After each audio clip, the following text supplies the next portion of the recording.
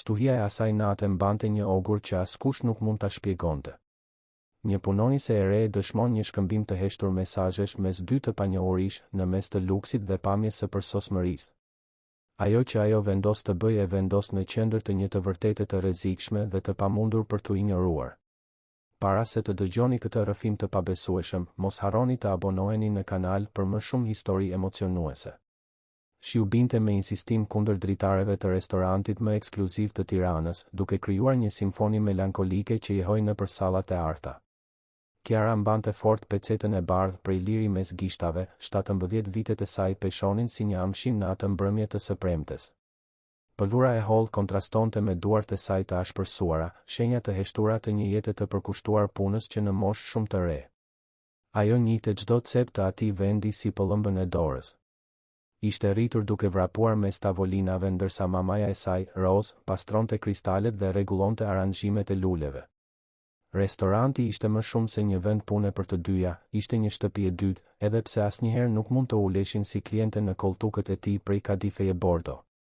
Rregulli i pashkruar ishte i qartë dhe ishte përsëritur 1000 herë nga Rose: mos u shi, mos u dëgjo, asnjëherë mos u ndërhyni në punët e të fuqishmëve që frekuentonin ato salla. Ishte një valle delikate mes shërbimit me ekselencë dhe qëndrimit të padukshëm, një aftësi që nëna dhe bija zotëronin me mjeshtëri. Atë natë, megjithatë, diçka në ajër dukej ndryshe. Ndoshta ishte stuhia jashtë, ose mënyra se si dritat e arta dridheshin, duke krijuar hije vallëzuese në muret e zbukuruara. Kiara ndjente një të ftohtë në stomak që nuk mund ta shpjegonte, një shqetësim që e shoqëronte që kur kishte ardhur në punë. Salla kryesore gumëzhinte nga bisedat e përshpëritura rreth investimeve milionëshe dhe udhëtimeve në destinacione egzotike. Klientët, të veshur me rroba që kushtonin më shumë se paga vjetore e Rozës, gjestikonin me elegancë ndërsa shijonin vera të rralla dhe delikatesa të importuara. Ishte një botë më vete, ku parat rridhnin si ujë dhe problemet e njerëzve të zakonshëm dukeshin se nuk ekzistonin. Në zonën VIP, e izoluar nga kordon të artë dhe e mbrojtur nga sigurime diskrete, por vigjilente, ndodhej tavolina më e rezervuar e lokalit. Aty, në dritën e butë të një llambadari kristali çek, darkonte Viktor Aliu, manjati i teknologjisë, emri i të cilit ishte stampuar në ndërtesat më imponuese të Tiranës. Prania e tij rezatonte fuqi të heshtur, llojin e autoritetit që nuk kishte nevojë për ulërima apo gjeste të egzageruara. Në moshën 42 vjeç, Viktori njihej për vetminë e tij dhe për bizneset që lëviznin miliarda pa bërë shurmë. Rrallë shfaqej në ngjarje sociale, duke preferuar diskrecionin e takimeve private dhe darkave intime. Shoqëruesja e tij atë natë ishte Fiona, një grua me bukuri të pakontestueshme që ishte bërë prani konstante në rubrikat sociale gjatë 6 muajve të fundit.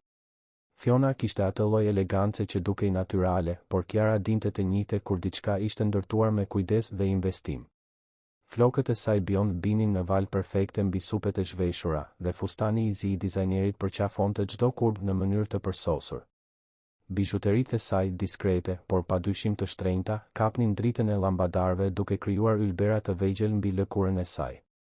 Kiara vëzhgonte çiftin nga larg ndërsa rregullonte tavolinat afër, duke lëvizur me hijeshin e mësuar përmes viteve të trajnimit. Rose gjithmonë thoshte se sekreti ishte të ishe efikase pa u vënë re, si një hije dashamirëse që garantonte komoditetin e klientëve pa tërhequr kurrë vëmendjen mbi vete. Dialogu mes Viktorit dhe Fionës dukej miqësor, i shënjuar nga buzëqeshje të sjellshme dhe gjeste të matura. Ai e dëgjonte me vëmendje kur ajo fliste për një ekspozit arti që kishte vizituar gjatë javës, duke tundur kokën në mënyrë inkurajuese ndërsa shijonte një verë që Kiara e dinte se kushtonte më shumë se qiraja e banesës së saj. Por kishte diçka në sytë e Fionës që e reja nuk mund ta deshifronte. Një shqetësim i hollë, një shkëlqim i ndryshëm që shfaqej kur ajo mendonte se askush nuk po e shihte. Ishte sikur po luante një rol, duke interpretuar shoqëruesen perfekte ndërsa mendja e saj ishte krejtësisht diku tjetër. Kiara mbaroi së organizuari tavolinën pranë dhe ishte gati të kthehej në kuzhinë kur Rose u shfaq pranë saj, duke mbajtur një tabaka me gota kristali të sapolara. Mamaja e saj kishte atë dhunti të rrallë për t'u shfaqur dhe zhdukur pa bërë shurmë, një aftësi e zhvilluar përmes dekadash pune në mjedise ku diskrecioni ishte thelbësor. Kam nevojë të çosh këtë pecet në tavolinën e zotit Aliu, përshpëriti Rose, duke treguar pëlhurën në duart e vajzës. Fiona i ka derdhur verë në çantë dhe kërkoi një për ta pastruar. Kiara tundi kokën, e mësuar me këtë lloj kërkese. Shpesh klientët kishin nevojë për sende shtesë ose kishin aksidente të vogla që kërkonin vëmendje të menjëhershme. Ishte pjesë e shërbimit të shkëlqyer që ofronte restoranti, duke zgjidhur problemet para se ato të bëheshin të pakëndshme. Ajo ju afrua tavolinës VIP me hapa të matura, duke mbajtur qëndrimin drejt dhe shikimin diskret që Rose ja kishte mësuar. Biseda mes Viktorit dhe Fionës kishte pushuar për pak çaste, dhe të dy shikonin drejt dritareve kush ju krijonte modele hipnotizuese në xham. Më falni, tha Kiara me zë të ulët, duke ofruar pecetën me një buzëqeshje profesionale. Zonja kishte kërkuar për të pastruar çantën. Fiona ngriti syt dhe për një çast Kiara pa diçka që e befasoi. Nuk ishte vetëm mirënjohje apo indiferencë e sjellshme, ishte lehtësim, sikur ndërprerja ishte e mirë pritur. Ah, po, faleminderit e dashur, u përgjigj Fiona, duke pranuar pecetën me gishta paksa të dridhur. Viktori tundi kokën në shenjë falënderimi, syt e tij të errët takuan shkurtimisht syt e Kiarës. Kishte inteligjencë aty, një perceptim i mprehtë që e bëri të ndiej sikur ai mund t'i lexonte mendimet e saj. Ishte frikësuese dhe magjepse në të njëjtën kohë, lloji i pranisë që shpjegonte se si dikush arrinte të ndërtonte një perandori biznesi. Kiara po largohej kur diçka i tërhoqi vëmendjen. Fiona kishte vendosur pecetën mbi tavolinë dhe, duke menduar se askush nuk po e vëzhgonte, rrëshiti diskretisht dorën poshtë mbulesës. Lëvizja ishte aq e hollë sa gati kaloi pa u vënë re, por pozicioni i privilegjuar i Kiarës i lejoi asaj të shihte celularin duke u nxjerrë nga një çantë anësore dhe duke u fshehur në ëmbëlhur. Gishtat e Fionës vallëzuan shpejt mbi ekran, duke shtypur një mesazh me praktikën e atij që ishte mësuar të komunikonte fshehurazi. Sytë e saj ngriheshin periodikisht duke kontrolluar nëse Viktori ishte i shpërqendruar, para se të ktheheshin te telefoni me urgjencë të ri për të rirë. Ishte atëherë që Kiara vuri re se ku drejtoheshin shikimet e Fionës kur ajo nuk shtypte. Në bar, i mbështetur kundër banakut të mermerit të importuar, një burr me kostum gri vëzhgonte diskretisht tavolinën VIP. Ishte i ri, ndoshta rreth 30 vjeç, me tipare të theksuara dhe një buzëqeshje që shfaqej sa herë sytë e Fionës takonin të tija. Marko, siç do ta zbulonte Kiara më vonë, ishte bërë një frekuentues i rregullt i barit gjatë muajve të fundit. Gjithmonë kërkonte të njëjtën pije, gjithmonë pozicionohej në të njëjtin vend, gjithmonë dukej sikur priste diçka ose dig. Personeli i kuzhinës kishte komentuar për të, duke spekuluar nëse ishte një gazetar që përpiqej të merrte informacione rreth klientëve të famshëm. Zemra e Kiarës u shpejtua kur kuptoi çfarë po dëshmonte. Ishte një valle e koreografuar shikimesh dhe mesazhesh, një kod i heshtur që zhvillohej pikërisht nën hundën e Viktorit. Gruaja që gjoja e donte po komunikonte fshehurazi me një burr tjetër, pak metra larg, në mes të një darke romantike. E reja mbeti e paralizuar për një moment, peceta shtesë që ende mbante dukej se peshonte tonë në duart e saj. Mendja e saj përpunonte shpejt implikimet e asaj që kishte zbuluar. Duhet të bënte sikur nuk kishte parë asgjë? Ishte vërtet përgjegjësia e saj të ndërhynte në çështjet personale të klientëve? Rose gjithmonë e kishte paralajmëruar për rreziqet e përfshirjes në dramat e të pasurve dhe të fuqishmëve. Por kishte diçka në qëndrimin e Viktorit që e preku thellë. Ai e trajtonte Fionën me respekt dhe dashuri të vërtetë, duke dëgjuar historitë e saj me interes real, duke u shqetësuar për mirëqenien e saj në një mënyrë që dukej e sinqertë. Nuk kishte në të arrogancën që Kiara priste të gjente te dikush aq i fuqishëm, vetëm një sjellje natyrale që fliste për karakter. Fiona, nga ana tjetër, dukej se po luante një rol. Buzëqeshjet e saj ishin të llogaritura, fjalët e saj të zgjedhura me kujdes, gjestet e saj të ushtruara. Ishte një performancë bindëse për ata që nuk i kushtonin shumë vëmendje, por Kiara ishte rritur duke vëzhguar njerëzit dhe kishte mësuar të njëjtën nuancat e komunikimit jo verbal. Mesazhi në celular u dërgua dhe Kiara pa markon të kontrollonte diskretisht telefonin e tij para se të buzëqeshte në drejtim të tavolinës VIP. Fiona e fshehu shpejt aparatin dhe u kthye t'i kushtonte vëmendje Viktorit, i cili po tregonte diçka rreth një udhëtimi biznesi që do të bënte javën e ardhshme. Do të më mungosh, pyeti ai, me një buzëqeshje që zbulonte cenueshmëri pas besimit të biznesit. Sigurisht. Që po, u përgjigj Fiona, duke i vendosur dorën mbi të tijën në një gjest që do të dukej i dashur për çdo vëzhgues të rastësishëm. Mezi pres të kthehesh. Por Kiara e kishte parë të vërtetën dhe ajo gënjeshtër jehoi në mendjen e saj si një kamban e shfokusuar. Ajo mbeti e palvizshme për disa sekonda të tjera, duke zhvilluar një betejë të brendshme mes instinktit të vetë ruajtjes dhe diçkaje më të thellë që kishte trashëguar nga Rose, pa mundësinë për të dëshmuar një padrejtësi pa vepruar. Rose gjithmonë tregonte histori rreth situatave ku kishte bërë gjën e duhur edhe kur kjo nënkuptonte probleme për të. Integriteti nuk ka çmim, thoshte ajo, dhe kur e humbet, vështirë se mund ta rikthesh. Këto ishin mësime të nxjerra përmes përvojave të vështira, plagë të padukshme që formsuan karakterin e një gruaje që e rriti vajzën vetëm pa humbur kurrë dinjitetin. Kiara mori frym thellë dhe mori një vendim që do t'i ndryshonte jetën përgjithmonë. Kiara u kthye në kuzhinë me hapa që dukeshin automatik, por mendja e saj gumëzhinte me mendime kontradiktore. Mjedisi i ngrohtë dhe i zhurmshëm ku përgatiteshin pjatat kontrastonte në mënyrë drastike me elegancën e heshtur të sallës, duke krijuar një strehë të përkohshme ku ajo mund të përpunonte atë që kishte dëshmuar. Kuzhinierët punonin në sinkronizim perfekt, thikat e tyre prisnin perimet me lëvizje ritmike ndërsa tenxheret zhurmonin në zjarr të lartë. Era e barishteve të holla dhe erzave të shtrenjta arrinte në ajër, duke u përzier me avullin që ngrihej nga skarët ku mishrat fisnik vuloseshin në përsosmëri. Ishte një balet kulinar që ndodhte çdo natë, duke transformuar përbërës të thjeshtë në vepra arti gastronomike.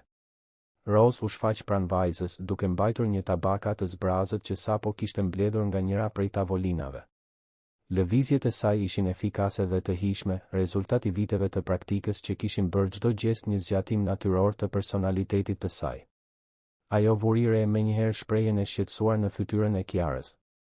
Ndonjë problem, e dashur, pyeti Rose me zë të ulët, duke shfrytëzuar një moment qetësie relative në kuzhinë. Duart e saj vazhduan të punonin, duke organizuar pjatat në tabaka me saktësinë e atij që e bënte këtë për dekada, por sytë e saj mbetën të fiksuar te vajza. Kiara hezitoi, duke zgjedhur fjalët me kujdes.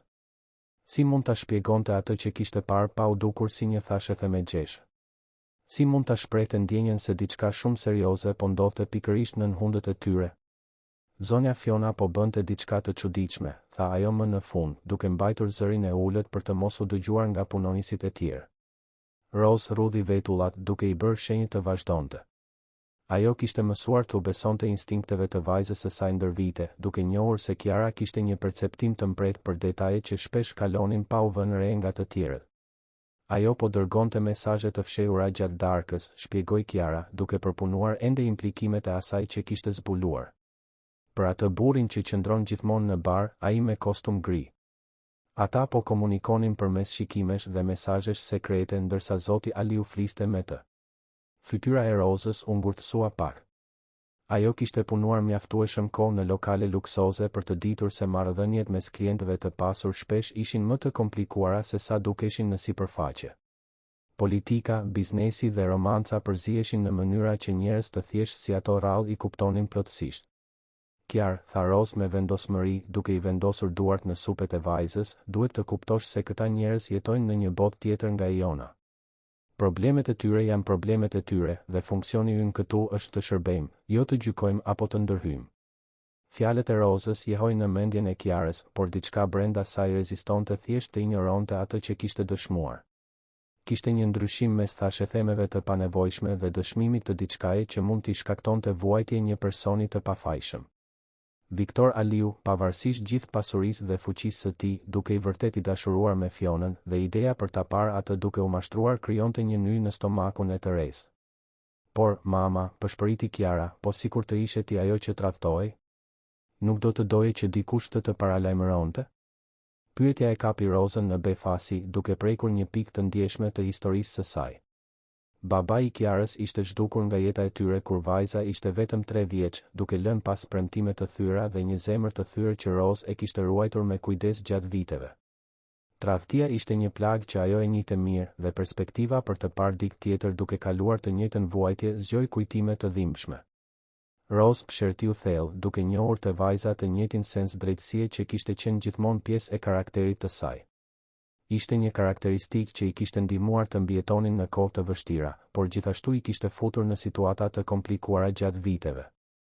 Dëgjo, e dashur, tha Rose më në fund, zëri i saj i ngarkuar me përvojë dhe shqetësim. Nëse vërtet beson se duhet të bësh diçka, bëhu shumë e kujdesshme. Njerëzit e fuqishëm mund të bëhen të rrezikshëm kur ekspozohen dhe ne nuk kemi mbrojtje kundër pasojave të përfshirjes në punët e tyre. Para se Kiara të mund të përgjigjej, menaxheri i restorantit, zoti Teo, u shfaq në hyrje të kuzhinës. Ishte një burr elegant 50 vjeç, me flokë të thinjur të krejur në mënyrë perfekte dhe një kostum që ndoshta kushtonte më shumë se paga mujore e gjithë stafit. Sytë e tij skanuan shpejt ambientin derisa gjetën Rozën. Rose, thiri ai, duke i bërë shenjë të afrohej. Kam nevojë për një shishe shtesë ujë mineral për tavolinën e zotit Aliu. Atë franceze, jo atë kombëtare. Dhe sigurohu që të jetë në temperaturë perfekte. Rose tundi kokën në konfirmim, por Teo vazhdoi të fliste, duke ulur zërin në një pëshpëritje konspirative. Ai është një nga klientët tanë më të rëndësishëm dhe duam të sigurohemi që gjithçka të jetë perfekte sonte. Ka zëra se po shqyrton të investoj në një zinxhir restorantesh të ngjashëm dhe përshtypja jon mund të ndikojë në vendime milionëshe. Informacioni e bëri Kiarën të kuptonte edhe më shumë madhësinë e asaj që kishte dëshmuar. Viktor Aliu nuk ishte vetëm një klient i pasur, ishte dikush vendimet e të cilit mund të ndikonin qindra vende pune dhe miliona investime. Përgjegjësia për të ditur diçka që mund ta dëmtonte peshoi edhe më shumë mbi supet e saj. Teo u largua për të mbikëqyrur aspekte të tjera të shërbimit, duke lënë sërish nënën dhe vajzën vetëm. Rose kërkoi shishen e ujit mineral në frigoriferin special, duke kontrolluar temperaturën me termometrin digjital që garantonte që çdo pije të shërbejej në kushte ideale. Do t'ua çoj ujin, u ofrua Kiara me impuls, duke shtrirë duart për të marrë shishen. Rose e shikoi me një shprehje që përziente shqetësimin dhe mirë kuptimin. Ajo njihte atë shkëlqim të vendosur në sytë e vajzës, ishte e njëjta shprehje që Kiara kishte kur ishte fëmijë dhe vendoste se diçka duhej rregulluar, pavarësisht pasojave. Je e sigurt për këtë? Pyeti Rose, duke i dhënë shishen me ngurrim. Pasi të thuash diçka, nuk ka kthim pas. Kiara tundi kokën, duke ndier peshën e vendimit në supet e saj. Duhet ta bëj këtë, mama. Nuk mund thjesht të bëj sikur nuk pash asgjë. Rose e vëzhgoi për një kohë të gjatë, duke parë të ajo reflekse të vetes në të njëjtën moshë, kur bota dukej më e thjeshtë dhe zgjedhjet mes të drejtës dhe të gabuarës ishin më të qarta. Atëherë bëje me kujdes, tha ajo më në fund. Dhe mos harro se disa të vërteta kanë çmime shumë të larta. Kiara mori shishen dhe një gotë kristalin nga rafti, duke organizuar gjithçka në një tabaka të vogël me saktësinë që Rose ja kishte mësuar. Çdo detaj duhej të ishte perfekt, nga pozicioni i gotës deri te palosja e pecetës që shoqëronte shërbimin. Ajo u kthye në sallën kryesore me zemrën që i rrite shpejt, por duke mbajtur qëndrimin profesional që ishte bërë natyrë e dytë gjatë viteve. Ambienti ishte edhe më i gjallë tani, me më shumë tavolina të zëna dhe biseda të animuara që jehojnë nëpër muret e zbukuruara. Tavolina e Viktorit dhe Fionës qëndronte në zonën VIP, e izoluar nga lëvizja e përgjithshme me kordon të artë që krijonin një flusk privatësie. Kiara vëzhgoi diskretisht skenën ndërsa afrohej. Viktori po shpjegonte diçka rreth një projekti biznesi, duke gestikuluar lehtësisht me duar ndërsa Fiona e dëgjonte me atë që dukej të ishte vëmendje e sinqertë. Por Kiara dinte të kërkonte shenjat e duhura tani.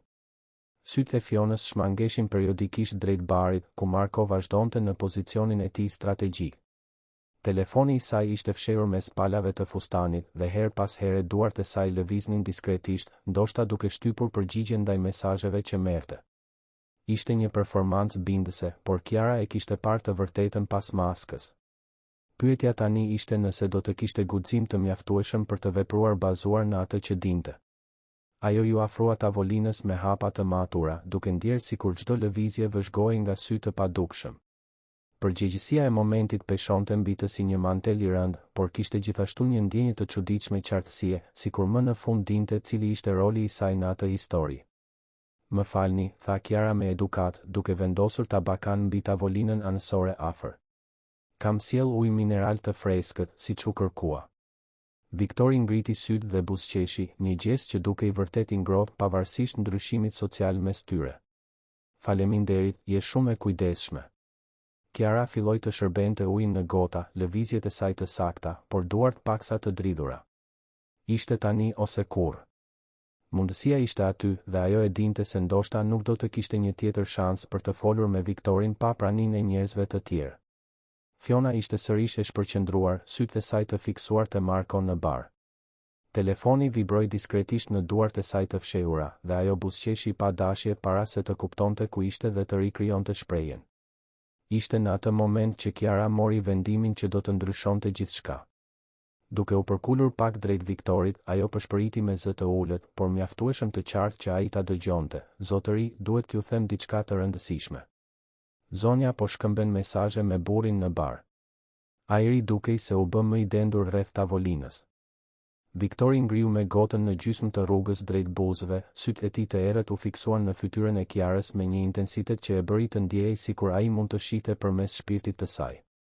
Fiona, e cila e kishte dëgjuar pjesërisht frazën, u kthye shpejt me një shprehje shoku që shpejt u shndërrua në furie. Momenti i së vërtetës kishte ardhur dhe nuk do të kishte kthim pas. Heshtja që pasoi ishte shurdhuese. Viktori mbeti i palvizshëm, gota e ujit mineral ende pezull në ajër mes tavolinës dhe buzëve të tij, ndërsa përpunonte fjalët që sapo kishte dëgjuar. Sytë e tij, normalisht të qetë dhe të kontrolluar, zbuluan një stuj emocionesh që kaloi si një rufe, befasi, konfuzion dhe më pas një kuptim i ngadalë dhe i dhimbshëm. Fiona reagoi sikur kishte marrë një shupllak. Fytyra e saj, më parë e qetë dhe e kompozuar me kujdes, u shtrembërua në një shprehje furie që ajo nuk mundi ta maskonte. Duart që mbanin diskretisht telefonin u dridhen dukshëm para se ajo të fshete shpejt aparatin në çantë, sikur kjo mund të anulonte atë që tashmë ishte zbuluar. Si guxon, fërshëlleu Fiona, zëri i saj i ulët, por i ngarkuar me helm. Ajo u ngrit pak nga karrigia, sytë e saj të ngulitur te Kiara me një intensitet që do të bënte çdo person të tërhiqej. Kush mendon se je ti për të shpikur gënjeshtra për mua? Kiara ndjeu këmbët t'i dridheshin, por mbeti e fortë. Kishte kaluar një vijë nga e cila nuk mund të kthehej, dhe tani duhej të përballej me pasojat e vendimit të saj. Nuk po gënjej, u përgjigj ajo, duke u befasuar nga vendosmëria e zërit të saj. Pash gjithçka. Mesazhet, shikimet drejt burrit në bar. Viktori më në fund e uli gotën, duke e vendosur mbi tavolinë me një zhurmë të thatë që dukej se jehoi në përsallë. Sytë e tij lëvizën ngadalë nga Kiara te Fiona, duke studiuar fytyrën e gruas që kishte ndarë 6 muajt e fundit të jetës së tij. Çfarëdo që kërkonte aty, dukej se e kishte gjetur. Fiona, tha ai me qetësi, zëri i tij i ngarkuar me një autoritet të heshtur që bëri që ajri rreth tavolinës të dukej më i rëndë. Është e vërtetë? Pyetja e thjeshtë goditi Fionën si një shigjet. Për një moment, ajo dukej se po konsideronte të mohonte gjithçka, të shpik një shpjegim, të sulmonte besueshmërinë e Kiarës. Por kishte diçka në shikimin e Viktorit që e bëri të kuptonte se ai tashmë e dinte përgjigjen. Ndoshta gjithmonë e kishte ditur, në një nivel të nënvetëdijshëm që ai kishte zgjedhur ta injoronte. Viktor, unë mund të shpjegoj, filloi Fiona, por fjalët e saj tingëllonin bosh edhe për veten e saj. Si do të shpjegonte muaj të tërë mesazhesh sekrete, takime të fshehta dhe gënjeshtra të ndërtuara me kujdes? Nuk ka nevojë, ndërhyri Viktori, zëri i tij ende i qetë, por i ngarkuar me një përfundim që bëri Kiarën të tërhiqej instinktivisht.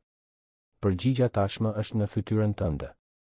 Fiona shikoi përreth dëshpërimisht, sikur kërkonte një rrugë shpëtimi ose dikë që mund ta shpëtonte nga ajo situatë.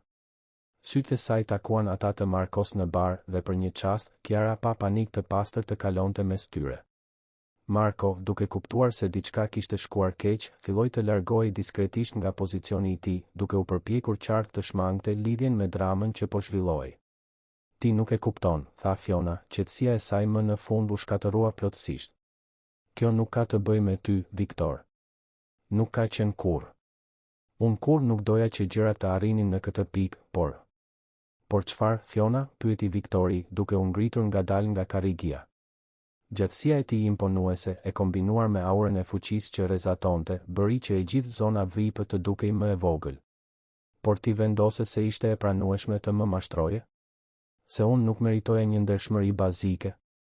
Fjalët e tij pren ajrin si te të mprehta. Kiara mbeti e palvizshme pranë tavolinës, duke u ndjerë njëkohësisht si një ndërhyrëse dhe një pjesë thelbësore në atë moment të së vërtetës. Një pjesë e saj donte të ikte, të zhdukej para se situata të shpërthente plotësisht, por këmbët e saj dukeshin të ngjitura në dy sheme. Fiona provoi një kartë të fundit, duke shtrirë dorën drejt Viktorit në një gjest lutjeje. Të lutem, a mund të flasim për këtë privatisht? Jo këtu, jo kështu. Por Viktori tashmë kishte marrë vendimin e tij. Ai nxori disa kartëmonedha nga portofoli, një vlerë që ndoshta mbulonte jo vetëm faturën e mbrëmjes, por edhe një bakshish bujar për të gjithë stafin e restorantit. Ai vendosi paratë mbi tavolinë me lëvizje të kontrolluara dhe të sakta. Po ikim, deklaroi ai thjesht, por kishte një peshë në fjalët e tij që bëri që edhe bisedat në tavolinat pranë të ulnin volumin. Në mënyrë të ndarë. Fiona kuptoi atëherë se kishte humbur gjithçka. 6 muaj marrëdhënie, akses në një botë luksi dhe privilegjesh, dhe ndoshta më e rëndësishmja, besimin e një burri që kishte qenë vërtet i mirë me të. Përpjekjet e saj për të mbajtur të dyja marrëdhëniet sekrete ishin shkatëruar në çështje minutash, fal fjalëve të një vajze 17 vjeçare që ajo as nuk e njihte siç duhet. Ti shkatërove gjithçka, bërtiti ajo drejt Kiarës, duke braktisur çdo pretendim për diskrecion. Ti nuk di asgjë për jetën tonë, për situatat tona. Si guxon të shkatërosh diçka që nuk e kupton. Fjalët e Fionës jehoi nëpër sallë, duke bërë që klientët e tjerë të ktheheshin për të vëzhguar rrëmujen. Përshpëritjet e bisedave pushuan plotësisht, të zëvendësuara nga një heshtje e tensionuar, ndërsa të gjithë përpiqeshin të përpunonin dramën që po zhvillohej në tavolinën më ekskluzive të lokalit. Kiara ndjeu lotët t'i digjnin syt, por i shtypi me forcë. Kishte bërë atë që besonte se ishte e drejtë, por kjo nuk i bënte pasojat më pak të dhimbshme. Të shihej dhimbjen në fytyrën e Viktorit, furinë shkatëruese të Fionës dhe të ndjeje peshën e shikimeve të gjithëve në restorant që e vëzhgonin, ishte pothuajse më shumë se sa mund të duronte.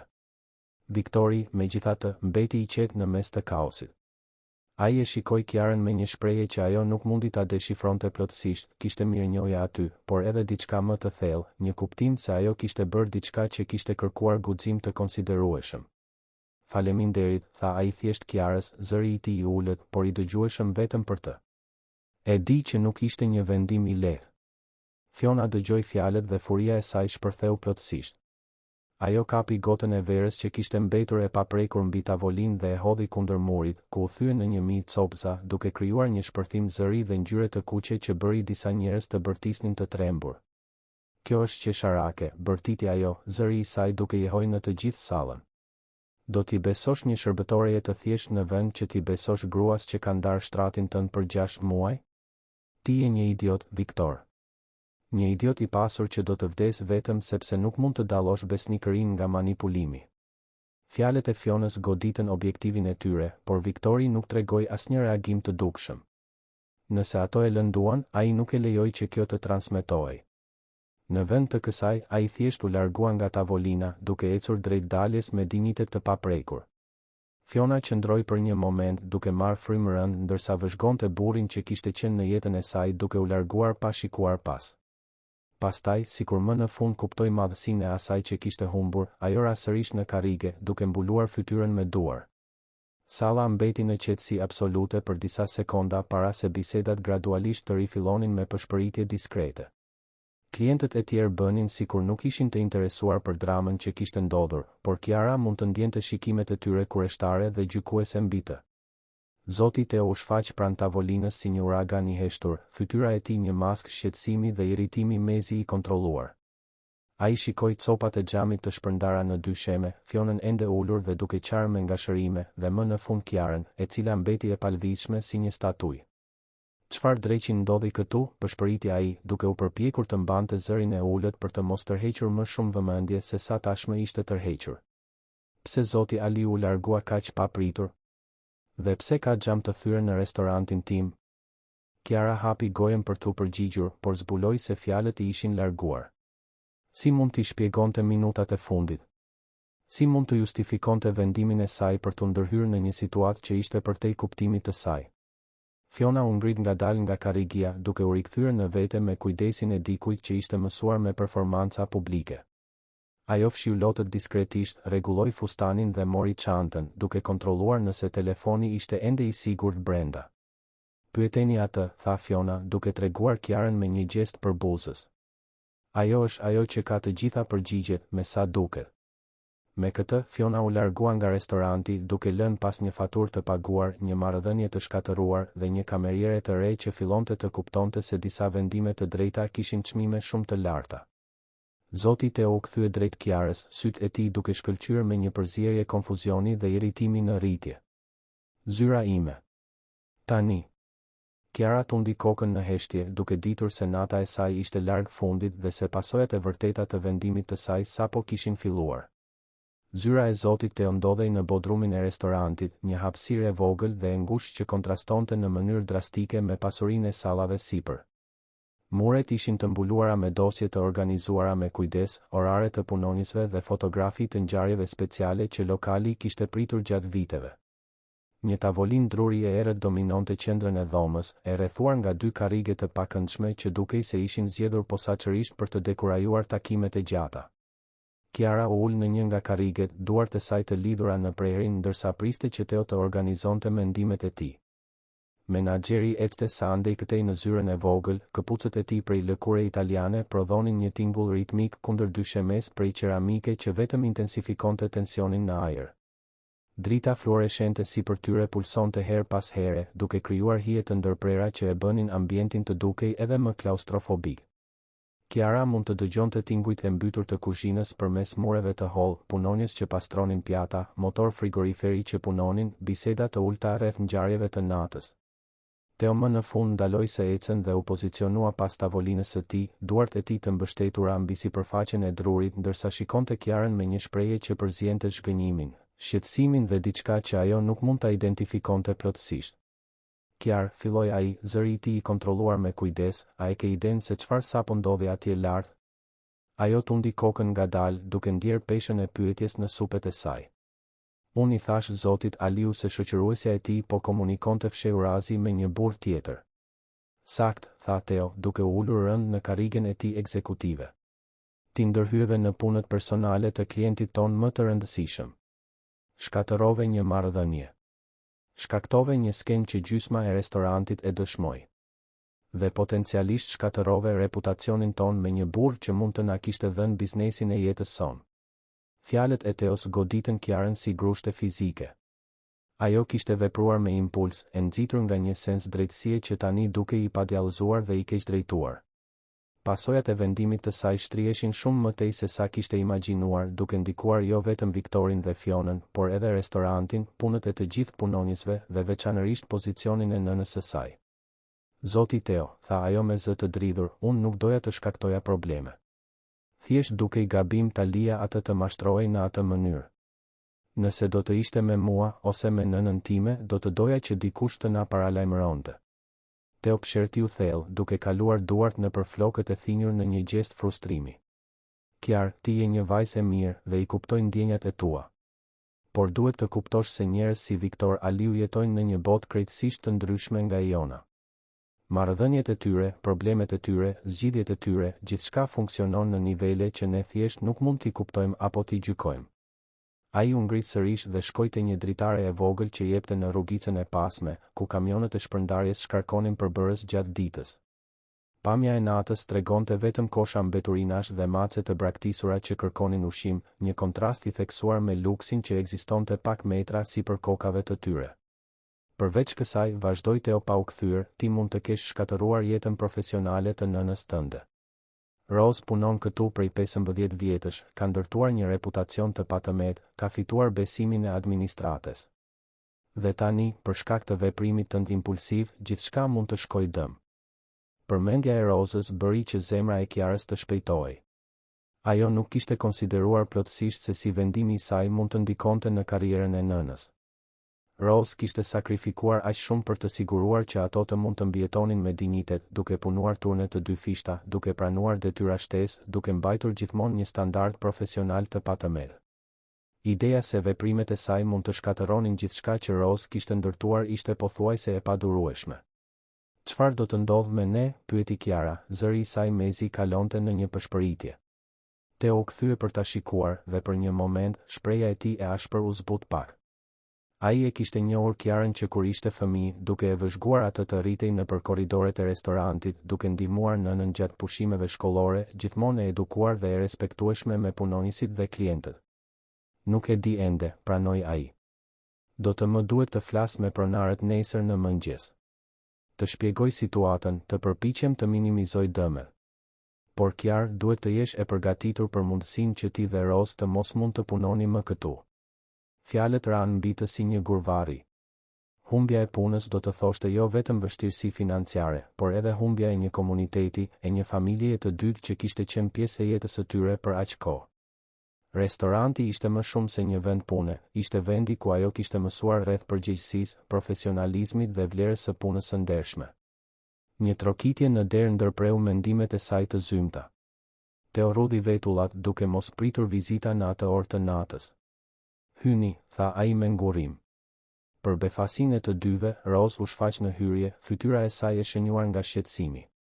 Ajo qartësisht kishte vrapuar poshtë shkallëve sapo kishte mësuar se Kiara ishte në zyrë me menaxherin, duke u frikësuar nga pasojat më të këqija. Zoti Teo, tha Rose me respekt, a mund të flas me ju? Teo tundi kokën, duke treguar karrigen e zbrazët pranë Kiarës. Rose u ul me hijeshi, por Kiara mund të shihte tensionin në çdo linjë të trupit të saj. Duart e saj, normalisht aq të sigurta dhe të qëndrueshme, dridheshin pak ndërsa I palosin në preherin. Kam mësuar çfarë ndodhi atje lart, tha Rose me qetësi. Punonjësit e tjerë po flasin për këtë.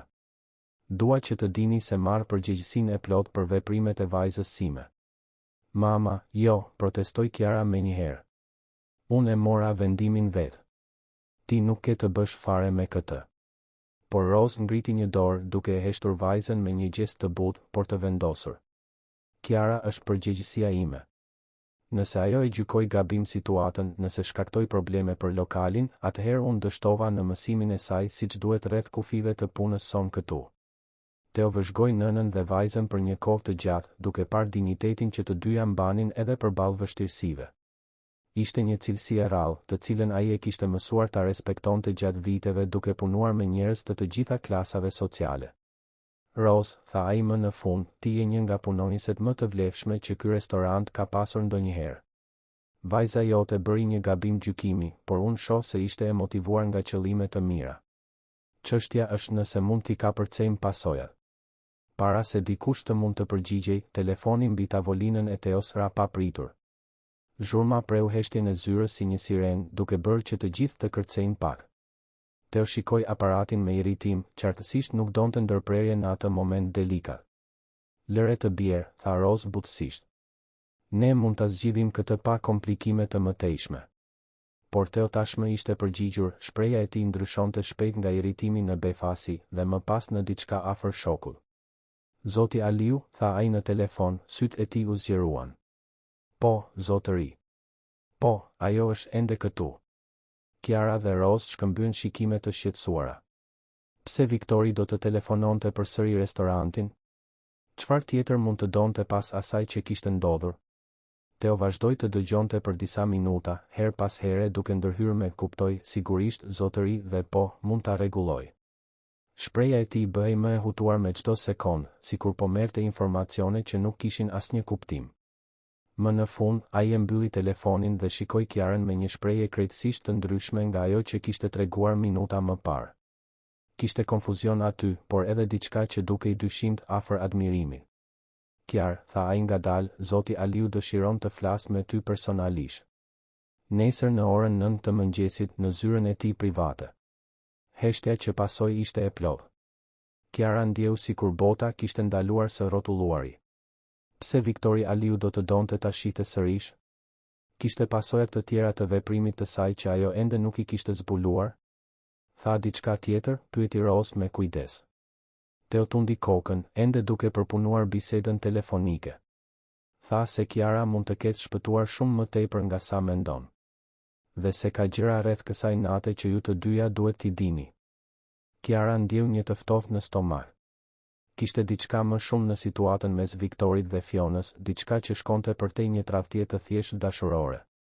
Vendimi I saj për të folur kishte shkaktuar ngjarje që sapo kishin filluar të shpaloseshin. Mëngjesi erdhi me një shi të hollë që e shndërronte Tiranën në një tablo impresioniste të hijeve dhe reflektimeve. Kiara kishte fjetur pak, mendja e saj rrotullonte pa pushim rreth telefonatës misterioze të Viktorit dhe pasojave të mundshme të takimit të tyre. Rose kishte insistuar ta shoqëronte dhe tani ecnin bashkë nëpër rrugët e qendrës së biznesit, hapat e tyre duke I hoj kundër betonit të lagur. Ndërtesa që strehonte zyrat e Viktor Aliut ishte një strukturë moderne prej xhami dhe çeliku që ngrihej si një monolit mes ndërtesave më të vjetra të zonës. Fasada e saj reflektonte rreth e ngarkuara sipër, duke krijuar iluzionin se qielli po binte fjalë për fjalë mbi torojet e sigurisë me uniform patrullonin hyrjen, dhe kamerat diskrete monitoronin çdo lëvizje të kalimtarëve. Rose shtrëngoi dorën e vajzës ndërsa ju afruan recepcionit kryesor. Mos harro, përshpëriti ajo, i e ndershme, por e kujdesshme. Nuk e dim ende çfarë do të thotë gjithë kjo. Holli i hyrjes ishte një demonstrim i heshtur i fuqisë dhe burimeve. Mermeri importuar mbulonte dyshemen në modele gjeometrike komplekse, ndërsa një ujvar artificiale zbriste nga një muritër prej guri natyror. Bim egzotike në vazo kristali krijonin oaze të vogla jeshile në mes të ftohtësisë arkitektonike, dhe një recepcioniste e veshur në mënyrë të patëmet buzëqeshte profesionalisht pas një banaku që dukej se ishte gdhendur nga një blok i vetëm oniksi. Kiara dhe Rose për të takuar zotin Aliu, tha Kiara, duke u befasuar nga vendosmëria e zërit të saj. Recepcionistja kontrolloi agjendën e saj elektronike dhe tundi kokën. Jeni të pritura. Ashensori privat do t'ju çojë direkt në katin ekzekutiv. Zonja Anjeza do t'ju pres atje. Ashensori u ngjit në heshtje nëpër 42 katet e ndërtesës, duke ofruar një pamje panoramike të qytetit përmes mureve të tij prej xhami. Kiara vëzhgonte rrugët që bëheshin më të vogla dhe më të largëta ndërsa ngjiteshin, duke ndjerë sikur po linte pas jetën e saj normale dhe po hynte në një botë krejtësisht të ndryshme. Anjeza, asistentja ekzekutive e Viktorit, ishte një grua e moshës së mesme me flokë të thinjur të krejur në një topuz elegant dhe një kostum që rrezatonte kompetencë profesionale. Ajo i priti me sjellje efikase, duke i udhëhequr nëpër korridore të dekoruara me art bashkëkohor dhe mobilje që qartësisht kushtonin pasuri. Zoti Aliu do t'ju pres në sallën e tij private të takimeve, shpjegoi Anjeza ndërsa ecnin. Ai kërkoi t'ju informoja se biseda e sotme është rreptësisht konfidenciale. Ka çështje ligjore të përfshira që kërkojnë diskrecion absolut.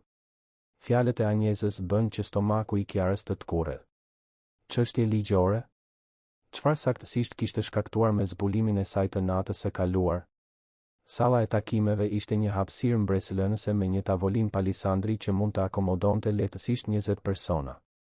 Një muritër ishte i përbërë nga dritare nga dyshemeja në tavan, duke ofruar një pamje mahnitëse të qytetit që shtrihej deri në horizon.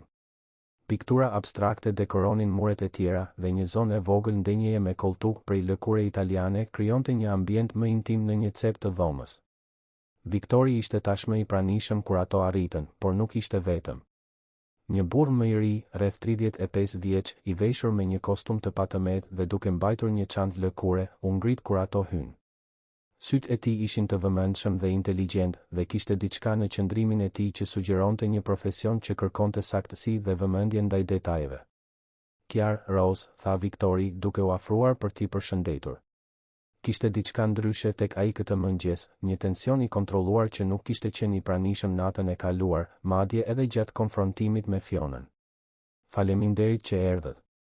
Do të doja që të njihni Aron Mulliqin, avokatin tim personal dhe shefin e departamentit juridik të kompanisë.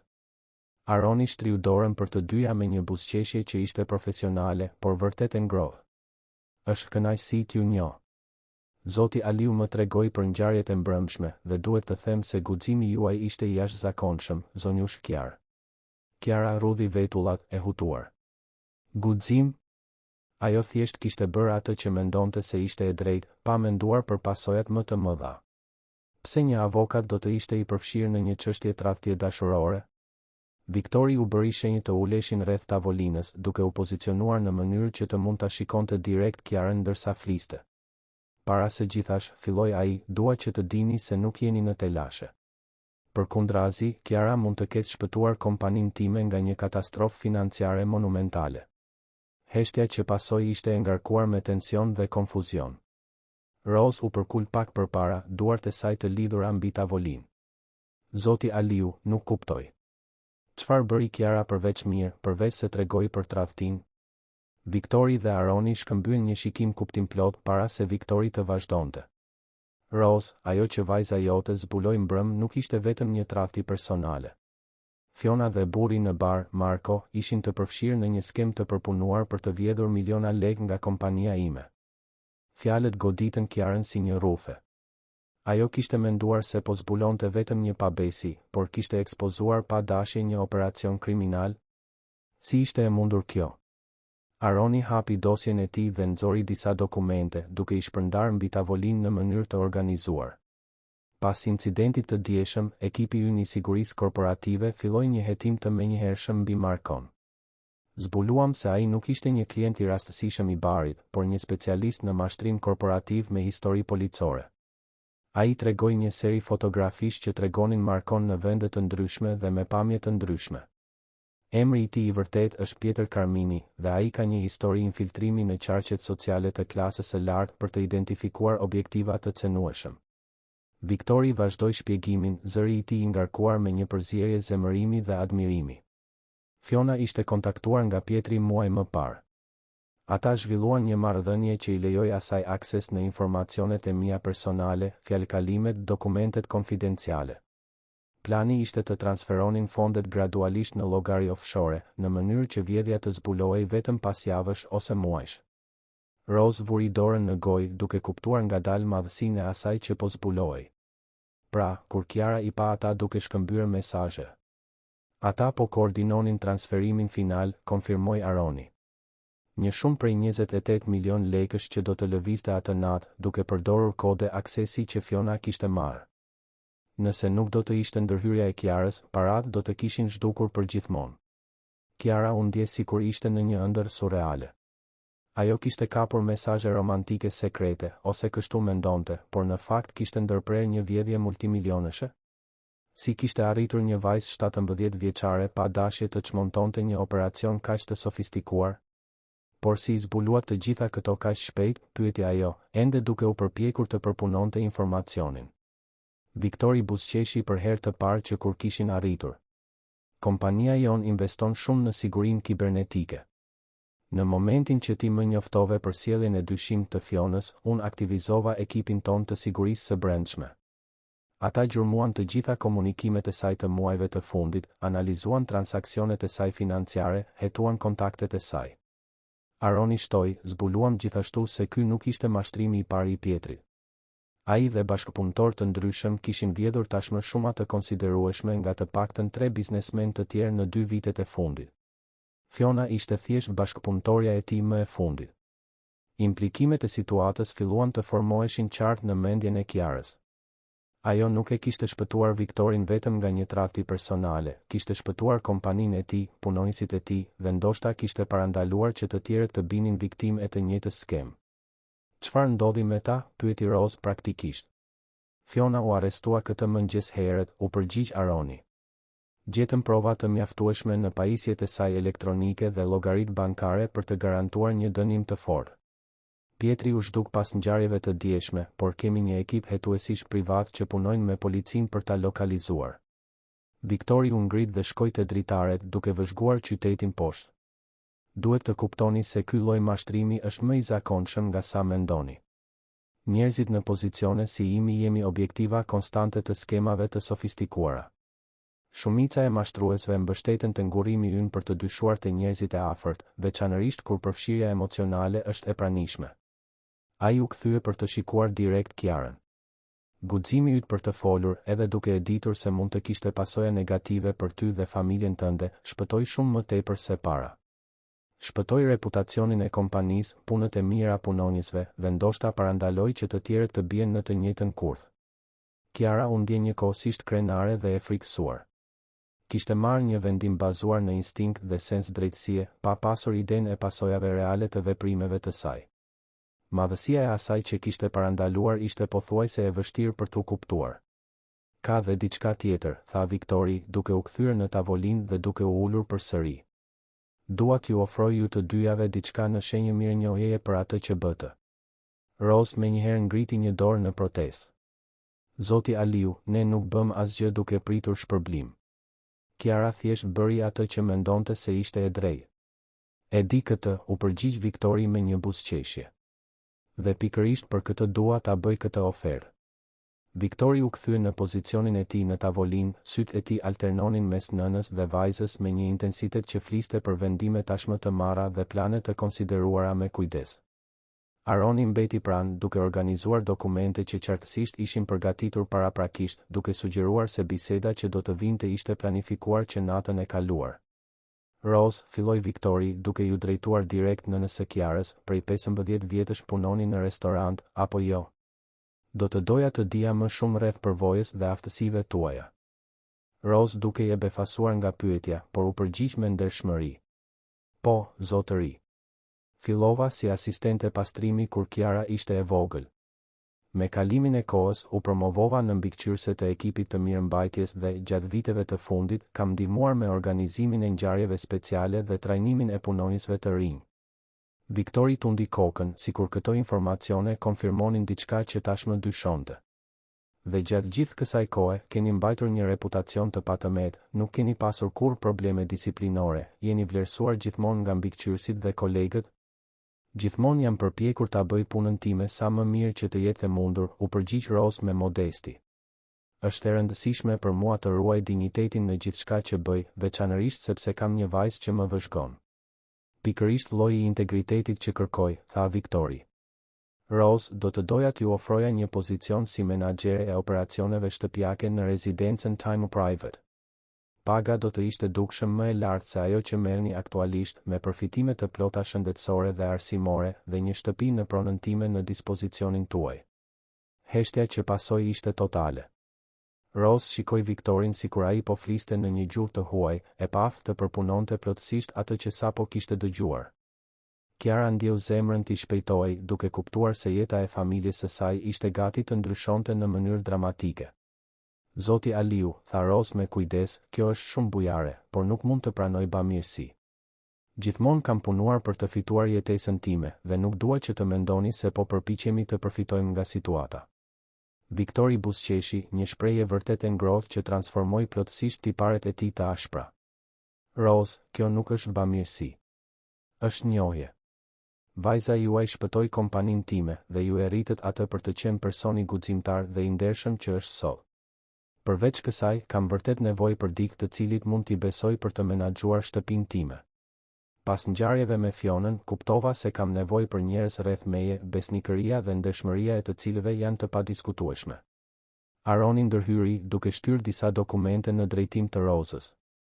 Kontrata është këtu për analizën tuaj. Mund ta merrni në shtëpi, të konsultoheni me një avokat nëse dëshironi. Nuk ka presion për një vendim të menjëhershëm. Rose mori dokumentet me duar paksa të dridhura, ende duke përpunuar madhësinë e ofertës. Një shtëpi e saj, siguri financiare, përfitime shëndetësore, gjëra që ajo kishte ëndërruar t'i ofronte Kiarës, por që gjithmonë kishin dukur jashtë mundësive të saj. Dhe për ty, Kiar, vazhdoi Viktori, duke kthyer vëmendjen te ereja, kam një propozim tjetër. Veprimi yt i dieshëm demonstroi jo vetëm guxim, por edhe një perceptim të mbret dhe aftësinë për të marrë vendime të vështira nën presion. Këto janë cilësi të vlefshme në botën e biznesit. Kiara u përkul përpara, kurioze për atë që ai mund të planifikonte për dikë të moshës dhe përvojës së saj të kufizuar. Do të doja të financonim arsimin tënd universitar, tha Viktori thjesht. Çdo universitet që të zgjedhësh, çdo kurs që të zgjon interesin. Dhe gjatë pushimeve, nëse je e interesuar, mund të punosh në kompaninë time si praktikante, duke mësuar aspekte të ndryshme të biznesit. Fjalët goditën Kiarën si një valë. Universiteti gjithmonë kishte dukur si një ëndër e largët, diçka për njerëz të tjerë që kishin lindur në familje me burime. Ajo ishte pajtuar të punonte menjëherë pas mbarimit të shkollës së mesme, ndoshta të ndiqte kurse mbrëmjeje nëse arrinte të kursente para të mjaftueshme. Unë nuk di çfarë të them, përshpëriti ajo, duke ndjer lotët t'i formoheshin në sy. Thuaj që do ta konsiderosh, buzëqeshi Viktori. Dhe që do të zgjedhësh diçka që të intereson vërtet, jo thjesht diçka praktike. Bota ka nevojë për njerëz që mendojnë ndryshe, që shohin atë që të tjerët nuk mund ta shohin. Rose u ngrit papritur nga karrigia, duke shkuar te dritaret për të provuar të kontrollonte emocionet e saj. Pamja e qytetit shtrihej para saj, por mendja e saj ishte e fokusuar te mundësitë që hapeshin për vajzën e saj. Arsim universitar, mundësi karriere, një e ardhme që ajo kur nuk kishte guxuar ta imagjinonte. Pse po e bën këtë për ne? Pyeti ajo pa u kthyer, zëri i saj paksa i thyer nga emocionet. Viktori u ngrit gjithashtu, duke u afruar me kujdes. Sepse njerëz si ju jeni të rrallë, Rose. Në një botë ku kaq shumë janë të gatshëm të shohin nga ana tjetër kur është e përshtatshme, vajza juaj zgjodhi të bëjë gjën e duhur edhe duke e ditur se mund të kishte pasoja negative. Ky lloj integriteti nuk ka çmim. Ai bëri një pauzë duke vëzhguar qëndrimin e tensionuar të Rozës.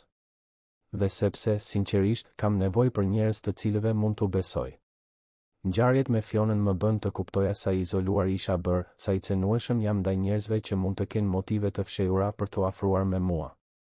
Rose u kthye për ta shikuar, duke parë përtej pasurisë dhe fuqisë te burri që ishte pas tyre. Kishte vetmi aty një cenueshmëri që ai rrallë e lejonte të tjerët ta shihnin. Dhe mendoni se mund të na besonin ne?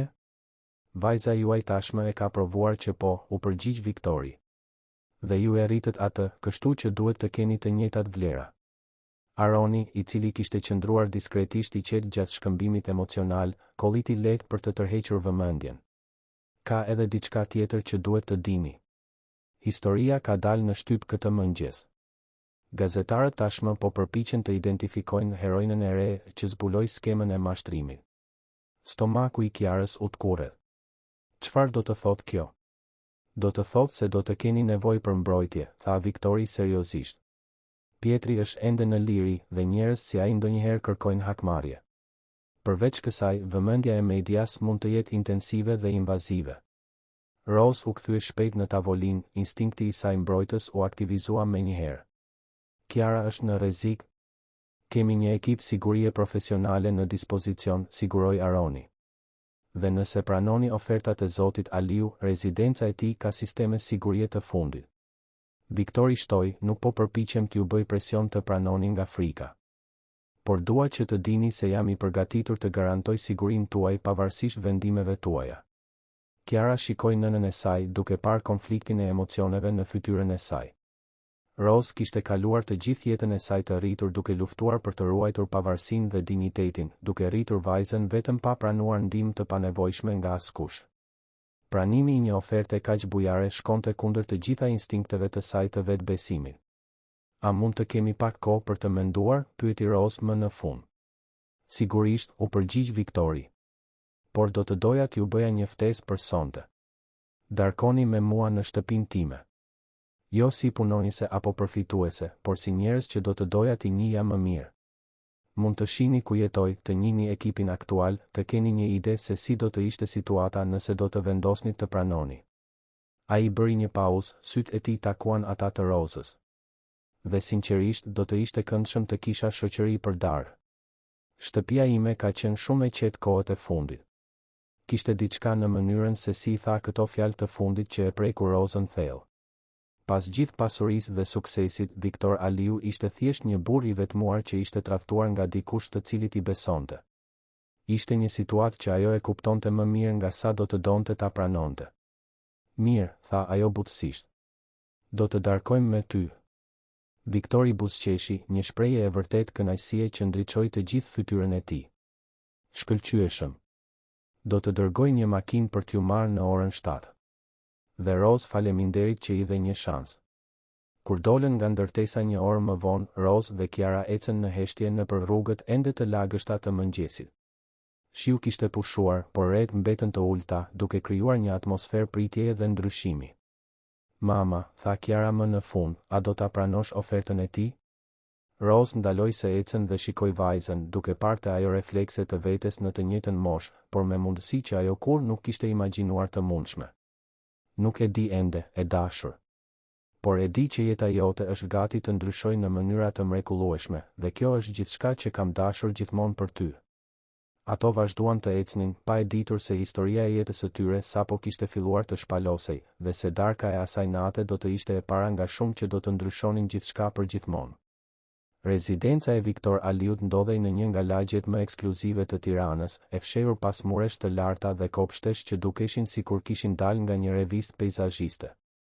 Kur makina që ai kishte dërguar kaloi portat elektronike, Rose dhe Kiara u gjendën në një botë krejtësisht të ndryshme nga ajo që njihnin, rrugica të pemëzuara, shatërvan zbukurues dhe një shtëpi që më shumë dukej si një pallat i vogël. Arkitektura kombinonte elemente klasike me prekje moderne, duke krijuar një rezidencë që rezatonte elegancë pa qenë pompoze. Dritare të gjera lejonin që drita natyrale të përmbytte ambientet dhe kopshte të planifikuara me kujdes krijonin një atmosferë qetësie dhe bukurie natyrore.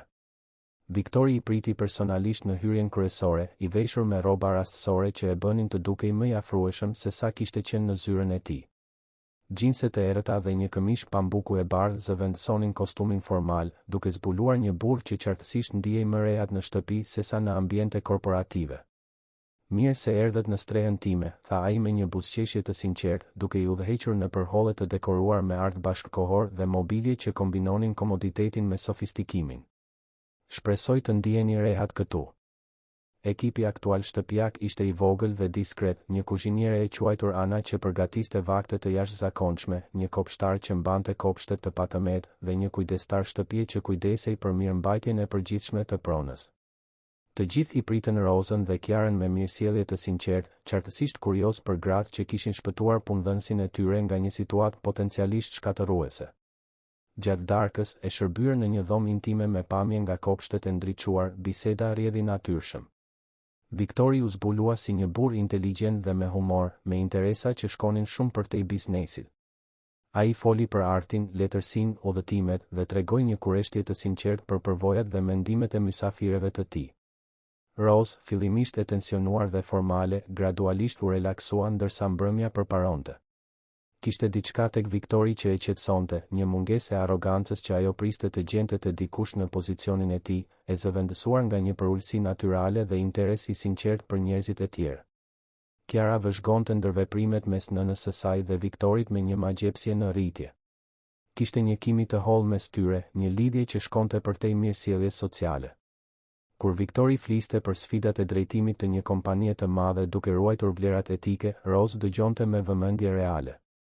Kur Rose përshkruante vështirësitë e rritjes së një vajze vetëm ndërsa mbante shumë punë, Viktori e dëgjonte me respekt dhe admirim të sinqertë. Rose, tha Viktori gjatë ëmbëlsirës, a mund t'ju bëj një pyetje personale? Ajo tundi kokën, kurioze për atë që ai donte të dinte.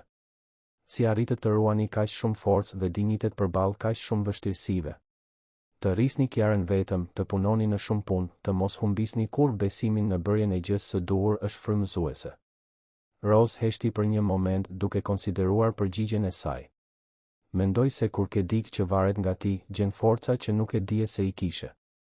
Kiara ka qenë gjithmonë motivimi im për të qenë një person më i mirë, për të mos hequr dorë kurrë.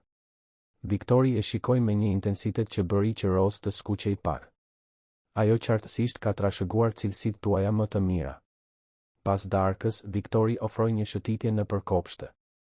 Nata ishte e qartë tani, me yje të dukshëm si për pemëve që mbronin pronën nga shkëlqimi i qytetit. Shtigje të ndriçuara diskretisht gjarpëronin mes kopshteve me lule të rralla dhe liçeneve të vegjël artificial ku peshqit e artë notonin me ngadalësi. Viktor, tha Rose ndërsa ecnin, duhet të pyes pse po bën vërtet gjithë këtë? E di që thua se është mirënjohje, por ndjej se ka diçka më shumë. Ai u ndal pranë një shatërvani ku ujë vallëzonte në modele të ndërlikuara, duke krijuar muzikë të butë në natën e qetë. Ke të drejtë, ka diçka më shumë. Prej vitesh jetoj në një botë ku kur nuk e di nëse njerëzit më afrohen për atë që jam apo për atë që kam. Kur Kiara mori vendimin të më paralajmëronte për Fionën, ajo nuk kishte asgjë për të fituar dhe gjithçka për të humbur. Kjo më preku në një mënyrë që nuk e prisja. Ai u kthye për ta shikuar direkt. Dhe pasi ju njoha sot, kuptoj ku i ka mësuar ajo këto vlera. Ka një autenticitet të ju të dyja që nuk e gjej shpesh në botën time. Rose ndjeu zemrën t'i shpejtoi. Kishte vite që nuk i kishte lejuar vetes të konsideronte mundësinë e një marrëdhënieje romantike. Rritja e Kiarës kishte konsumuar të gjithë energjinë e saj dhe tradhtia e babait të vajzës kishte lënë plagë që ajo mendonte se ishin të përhershme. Viktor, tha ajo me kujdes, botët tona janë shumë të ndryshme. Ndoshta, ndërhyri ai butësisht, por vlerat themelore të i kalojnë dallimet sociale ose ekonomike. Dhe sinqerisht, Rose, prej shumë kohësh nuk jam ndier kaq rehat me dikë sa ndihem me ty. Ndërkohë, Kiara kishte gjetur një zonë leximi në bibliotekën e shtëpisë, një hapësirë e ngrohtë me koltuk prej lëkure dhe rafte që shkonin nga dyshemeja në tavan, të mbushura me libra mbi të gjitha temat e imagjinueshme. Ana, kuzhinierja, kishte sjellë çokoladë të ngrohtë dhe kishte qëndruar për të biseduar. Mamaja jote është një grua e veçantë, komentoi Ana duke vëzhguar Rozën dhe Viktorin përmes dritareve të bibliotekës. Ka kohë që nuk e shoh zotin Viktor kaq të relaksuar me dikë. Kiara buzëqeshi, duke kuptuar se ndryshimet të rëndësishme po ndodhnin në familjen e saj. Ai gjithashtu duket të jetë një person i mirë. Ndryshe nga sa imagjinova se do të ishte dikush kaq i pasur. Pasuria nuk e përcakton karakterin, tha Ana me mençuri.